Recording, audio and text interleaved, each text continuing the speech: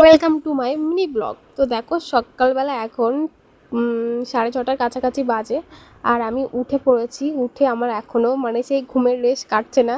আর এদিকে দেখো সবজি মানে আলু কেটে নিয়েছি আর আদা রসুনটা কাটছি। আর এদিকে দেখো রান্নার দিকে চাপিয়ে দিয়েছি, এদিকে ভাতটা হয়ে গেছে। আর ওরা তো ঘুমিয়ে আছে, বাবু দুজনেই ঘুমিয়ে আছে এখন।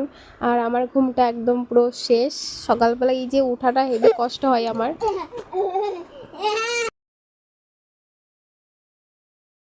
তো এদিকে দেখো আমার রান্নাবান্না প্রায় অলমোস্ট ডান। তো এদিকে দেখো রান্নাবান্না ঘরে নিয়ে এসেছি আর কি। ঘরে নিয়ে এসে দেখো এখানে আছে পটল চিংড়ি আর আছে মাছের ঝাল। এটা কি মাছ, অজানা মাছ, নাম জানি না আমি। আর এদিকে হচ্ছে আলু ভাজা আছে, আর এদিকে আছে ভাত।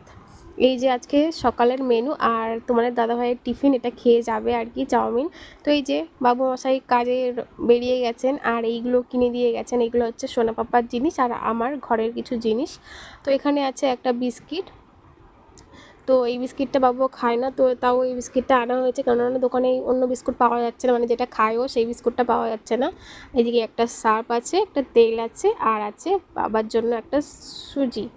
এই কিছুই আছে, আর কিছুই নেই। তো চলো দেখো তেলটা এখন ঢেলে নিচ্ছি আমি। না হলে তেলটা এভাবে রাখলে না কোনো সময় সোনা ফাটিয়ে দেবে, তখন তেলটা সব নষ্ট হয়ে যাবে। সেই ক্ষেত্রে আমি তেলটা ঢেলে রাখলাম। আর দেখো আমার প্রসাদ, আমার প্রভু আমার জন্য প্রসাদ রেখে গেছে, সেটা আমি এখন খাবো।